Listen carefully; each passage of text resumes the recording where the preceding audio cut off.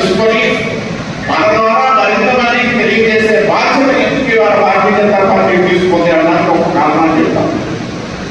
ఏదైతే గడిచినటువంటి ఎన్నికల్లో మన చుట్టూ వ్యవసాయాన్ని స్పష్టం చేస్తున్నాం. 2014లో నరేంద్ర మోడీ గారు వచ్చినటువంటి అయితేనేమి, అంతకు పూర్వం 1996లో 13 రోజులు, 1998లో 13 నెలలు, 1999 నుండి 2004 వరకు అధికారంలో ఉన్నటువంటి వాజ్పేయి గారి సందర్భంలో అయితేనేమి, అంబేద్కర్ గారు అయితేనేమి, లేకపోతే ఏదైతే ఎస్సీ ఎస్టీలకు సంబంధించినటువంటి విషయాల్లో మనం తీసుకున్నటువంటి ఎన్నో చారిత్రాత్మకమైనటువంటి ప్రపంచంలోనే ఆలోచింపజేసే సంస్కారం తీసుకున్నటువంటి ఘనత భారతీయ జనతా పార్టీ, భారతీయ జనతా పార్టీ ప్రధానమంత్రికి పార్టీ పెద్దలు. మరి ఇటువంటి సందర్భంలో ఇటీవల గత సంవత్సరం జరిగినటువంటి ఎన్నికల్లో రాజ్యాంగాన్ని పట్టుకొని రాజ్యాంగాన్ని అవమానపరుస్తుంది భారతీయ జనతా పార్టీ. భారతీయ జనతా పార్టీ కనుక అధికారంలో వస్తే రాజ్యాంగాన్ని మార్చేస్తుందని చెప్పి ఇలా అనుకున్నటువంటి రాహుల్ గాంధీ.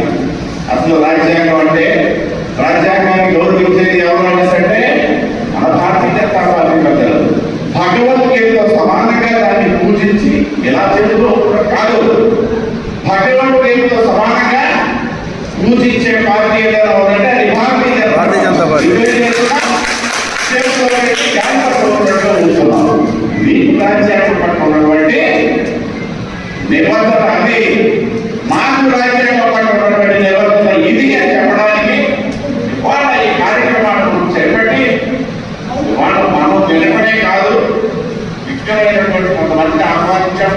వారి ద్వారా సమాజంలో ఆయా స్థానాల్లో ఉన్నటువంటి వ్యక్తులందరినీ కూడా ఈ సమాచారాన్ని చేరవేసేదానికి కార్యక్రమం తీసుకున్నాం.